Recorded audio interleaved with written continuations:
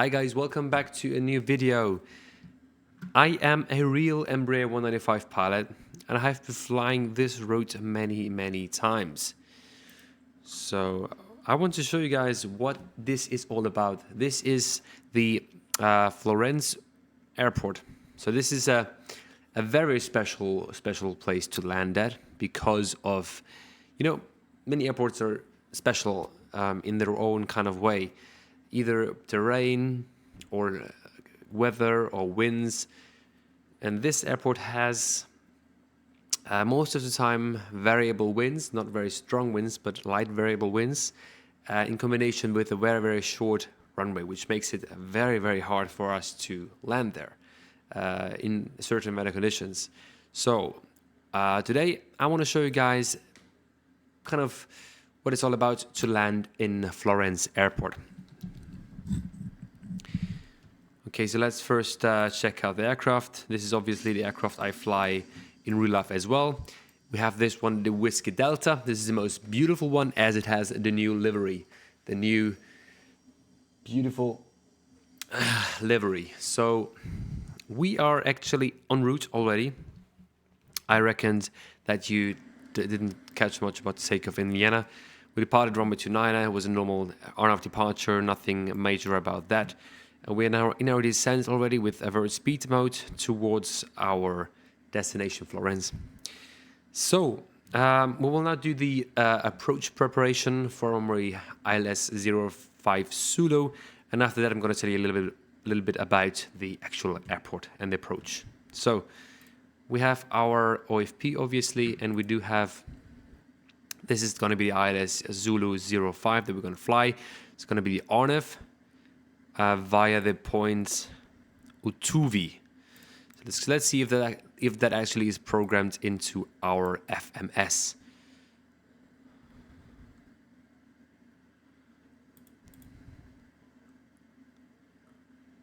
Okay, this is the way I screw out.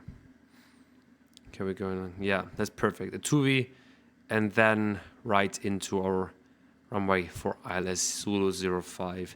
Now, when talking about minimums, we do have to pay close attention to our misapproach gradient. Normally, when flying, we do, at a normal airport, the misapproach gradient is 2.5%. This is doable and should be doable by all the aircraft with an engine failed. And we always calculate the misapproach gradient with the engine failed, just to be on the safe side, because we always have to assume an engine failure could happen at any point in time. So what this will be is we're going to check out the gradient. So there are two I got a little note sheet right here. So there are two approaches, the ILS Zulu and the ILS Yankee. ILS Yankee has a lower minimum, so you can fly lower towards the ground when there is a lot of clouds or the visibility is bad. Then you can take 3.7% misapproach gradient, but you have to keep in mind that you have to be able to do a misapproach with one engine failed at this 3.7% of gradient. So we have a program called ePerf. This is the official Embraer performance calculation program we use for landings and takeoffs. We can check out if we are able to do that. But today is a beautiful weather, beautiful summer's day, 33 degrees of outside air temperature, a wind of variable of 5 knots and a normal QNH, and no rain and everything is dry. So we can calculate with 2.5%. Aircraft can definitely do 2.5%, so we can just go ahead and look at the minima.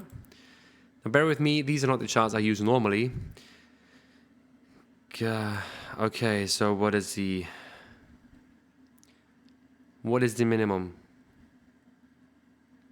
Okay, now the minimum is obviously not depicted as our category of aircraft is not on a chart. So Cat 1 minimum for ILS Zulu is 910.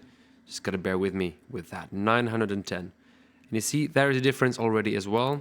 If we zoom in here, we got two different minima. We got the minimum for 3.5 degree go-around gradient or 2.5 degrees of go-around of go-around gradient. And you see that the higher percent of gradient gives you a lower minimum. So if your aircraft is capable of doing a good climb gradient after go around, you can take the lower minimum, which gives you a better possibility to land when the weather is bad. But today, weather is fine.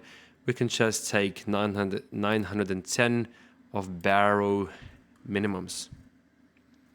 So there we go, 910. We might do some nav tuning. So let's see if we have a nice VOR to tune. Okay, we got 112.5. We can tune that in our radio page. I'm sorry guys. Why is it outside? 112.12. It's already set here. 112.12. The core palette did the good work already. 112.12. There we go. The FMS is tuned with the frequencies of the ILS. 110.3. The course is 4.5. 110.3 two times, and the course is 4.6 in this case, but this is due to the nav database in the simulator not being accurate to the real one, which we don't care about at this moment. And also we set the outer brake to high, and then we're going to calculate the landing distance. And for this, I'm going to take you to my electronic flight bag that I actually use in real life as well, just to see what this calculation is all about. So we are here in ePerf program. This is not Austrian specific, this is Embraer specific. With our Whiskey Delta aircraft at the very top, you see the registration. We're going to go to Florence, Runway 05, and it's going to be dry. The wind is going to be variable at 5 knots. This means we have to take the worst kind of wind in consideration, which is a tailwind with 230 at 5. The outside number air temperature is 33 degrees. The QNH is 1023. Or is it? Let's check it out.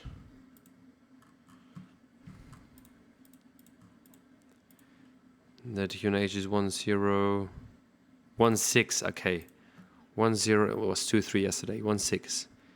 Landing weight, we do have a FMS page for that, but it's inoperative on this very simulated aircraft. At 45 tons, this is way too much. The reason for that is that I spawned in midair with the blocked fuel. So we're gonna just decrease the amount of fuel to about 3 tons. Okay, landing weight is gonna be 43.5. I calculated. Okay, this is the ePerf. This is the program we use actually in real life as well. And we're going to be checking out if we can land at this airport. 05. We have a dry runway. Wind is going to be variable at 5 knots, but we take it as a tailwind, the most conservative approach. And actually reduce the speed a bit. This is going to buy us some time. Manual speed to 30. Okay, the temperature is 33 and QNH 1016.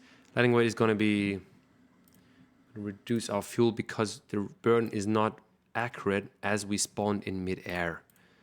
So our weight currently is 43.5. Going to take it as 43.5. Conservative approach, 5 knots of speed, and we see immediately that the maximum braking distance would be 1,600 meters. So this is a no-go. So let's take it flaps full approach. We usually take. We would usually do a flaps 5 approach, but in this case, flaps full is the only way to go.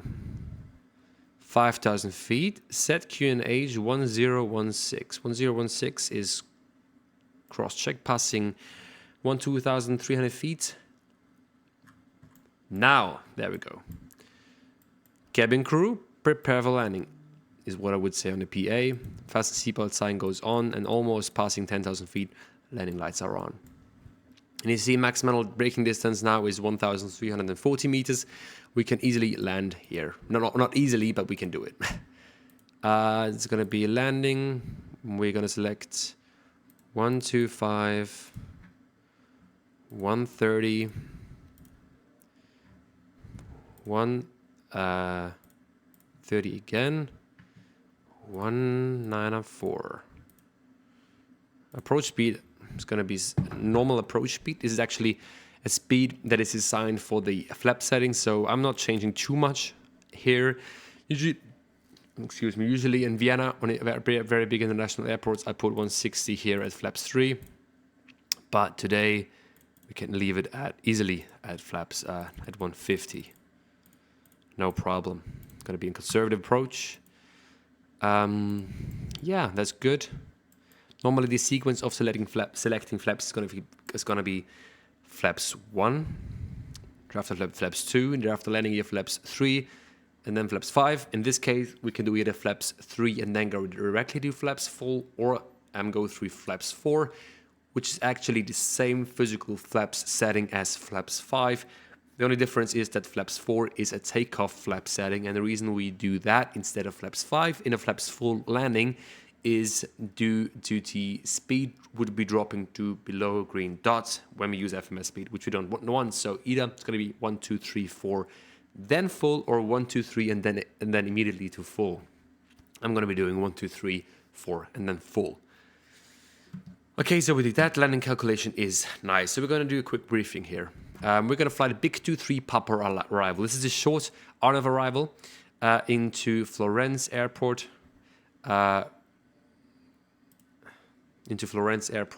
Runway ILS Zulu 05, minimum is set 910.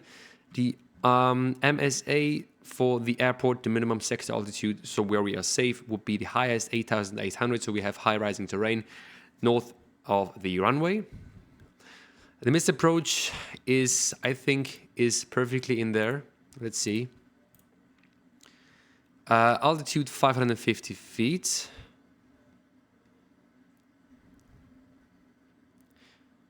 This is not completely correct, but we take it. We have a speed constraint of 160, so after missed approach, we can select 160 with flaps 1. We cannot immediately retract the flaps. And this missed approach is not really coded the way it should be. But we have the chart right here, and we can see we're going to be proceeding out on radial 168 outbound to the holding. And from there on, we can go to Pisa if the weather does not permit to land in Florence, as Pisa is not far away. It's up 10 to 15 minutes flights. And we have about 200 kilograms of, like 500 kilograms of extra fuel, actually. Okay, cabin is secure. Thank you. Cabin crew just advised me cabin is secured.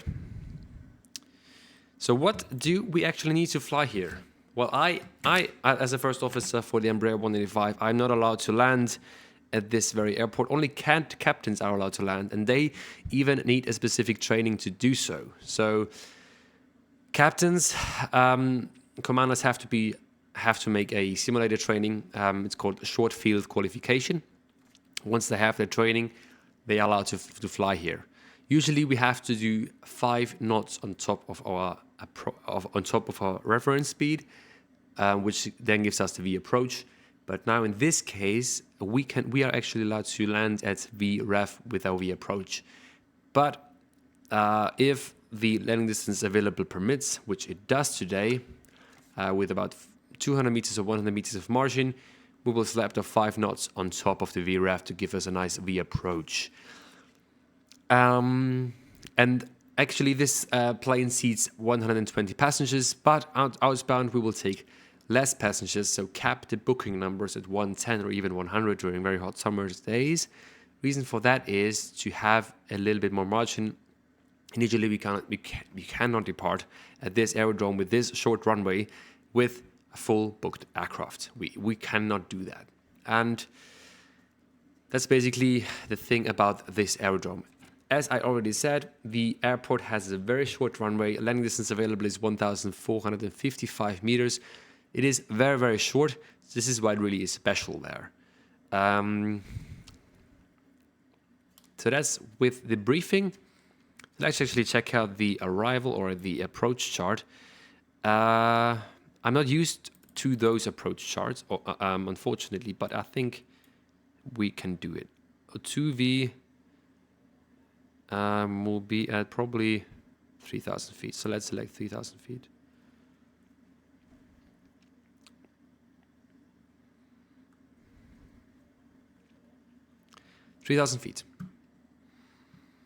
Also, we have to keep in mind that auto brake high, as selected here, will not give us a good enough margin. With auto brake high, we have a stopping distance of 1,581 meters. Bear in mind, this is also calculated with a nice, I think, 7 seconds flare, which we do not do today. It's not a soft feel.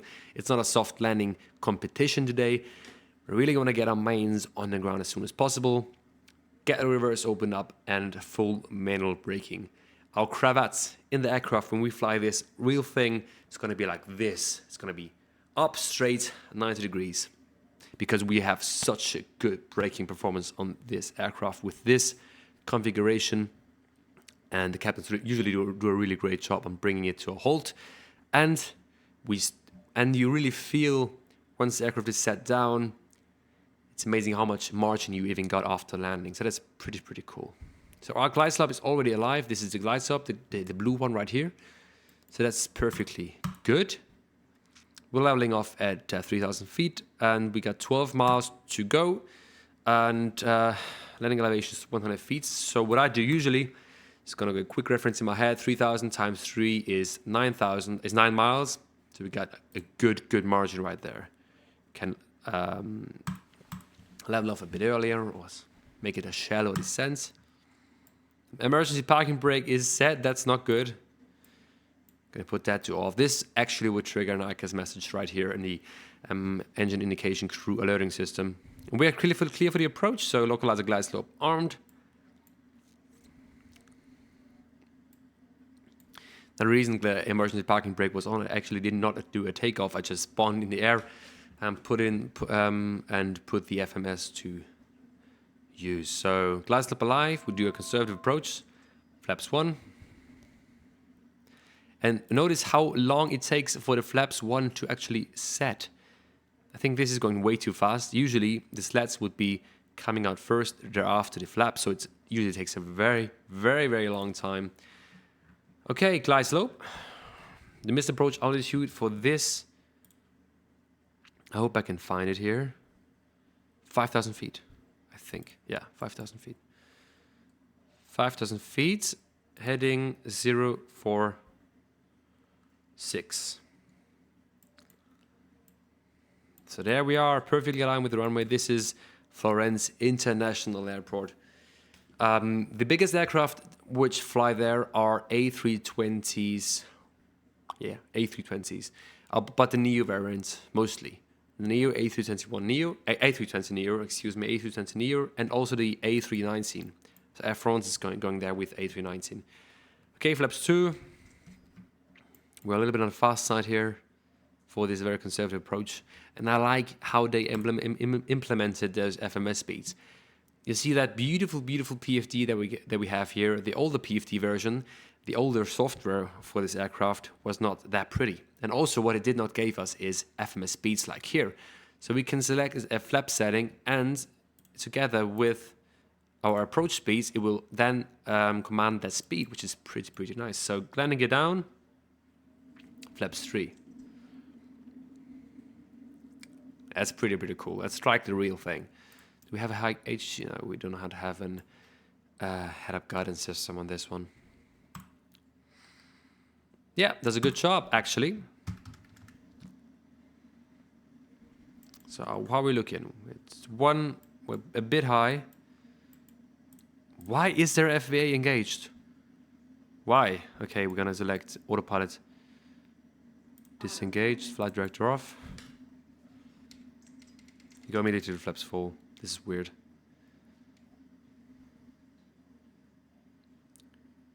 This is weird. Why was the FPA engaged?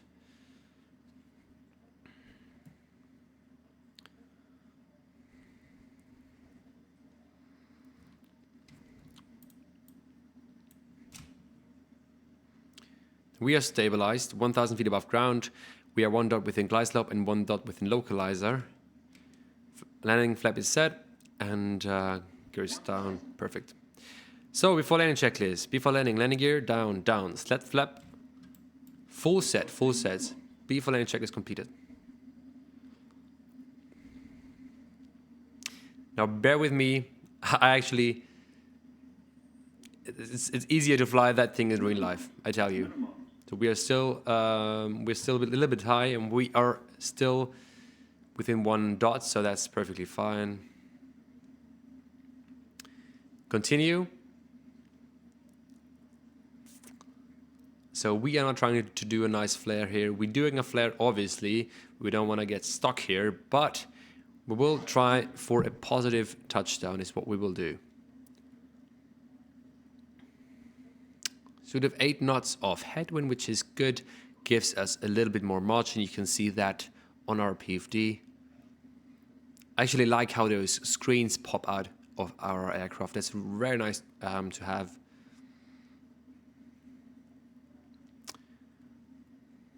So at a specific time, some captains want to do a little bit of a drop-off towards the runway, like I'm doing right here. I'm going below glide slope. Staying within poppies. You don't want to go above 1,000 feet per minute.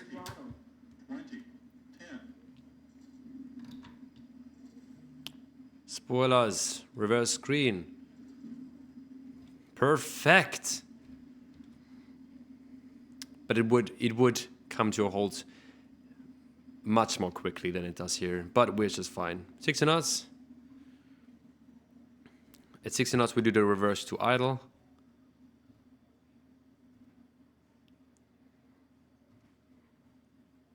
Okay, we are safe. That's good. So the funny thing about this aerodrome is that it does not have a taxiway. So you taxi back on the runway, and there is a lot of traffic in summer. So what's really cool about that airport as an AF geek, but not as the last leg of a nice 3-day trip, because you will probably be delayed after landing sequence. So first officers doing the after landing sequence. We're gonna just vacate the runway and do the after landing sequence after the vacation. Or can we do it while rolling, like in real life, maybe? Okay, let's put that off. Strobe would have been on. Strobe's going off. That's going to alt on. I think we're good. Status display. And bleeder's APU bleed is going off, but this does not work on this one. The reason why we do switch off the APU bleeder is when we start the APU, we do smell the engine exhaust because the APU is sucking in the air of the engine. So you see, this is a dream for aviation enthusiasts, because other aircrafts will come in here, land a short field landing on runway 05, like Embraer 195 C2, Dash aircraft, I think, as well, Airbus. Really cool, and you can sit here and just relax and watch all the landings go by. And we have to wait sometimes even up to 10 minutes before we can backtrack on a runway, and then the tower will let us backtrack like in a group, so like the backtrack gang. It's going to be 4 or 5 aircrafts in sequence, backing track sometimes and going to the parking stands before another group of aircraft comes in for landing. So it's a very, very tight operation, and I think, considering how tight the airport is and how tight the operation is, doing a great job of keeping almost like on time. So a few issues I had again with this model of aircraft. I already did a review on my YouTube channel. Come check it out if you want to see it. It's somewhere up here. A few issues I had. Now, why is there 1,000 feet set? I did not set that, or did I do that? I don't know. But it should be 5,000 for the missed approach altitude. Also, why is there the manual speed? It should be FMS speed. But it just, okay, whatever.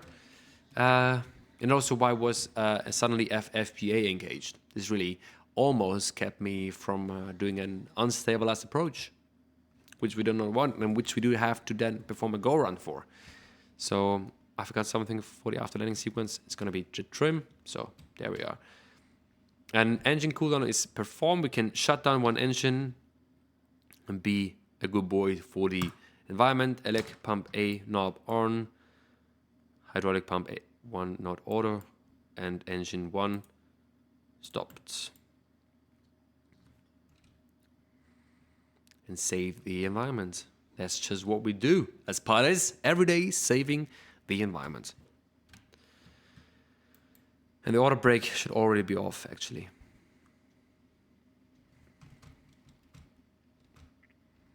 Okay, let's start the APU to give us enough time. We actually have to wait for the APU to be yellow, and then we can start it.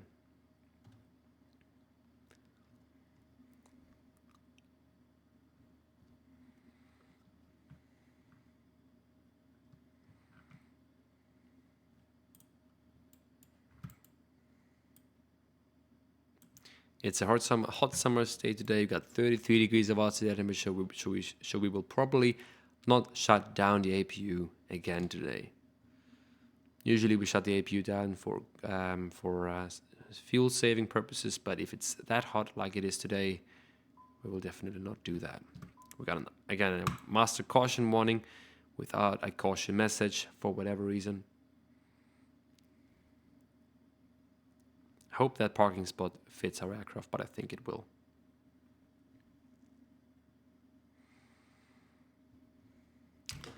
Landing lights off? Yeah, they're off. Perfect.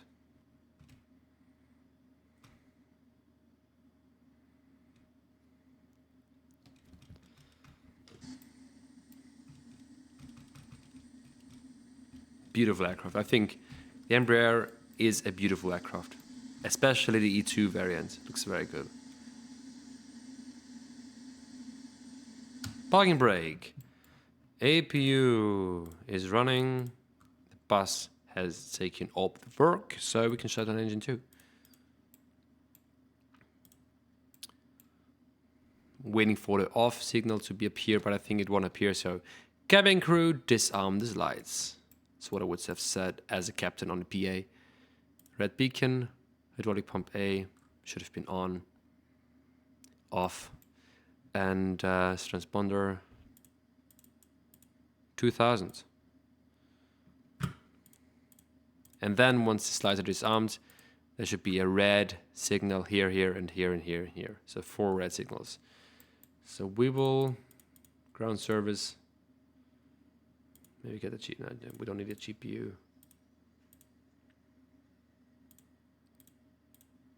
There we go. Perfect. And once it is disarmed like this, I can switch off the passenger signs panel.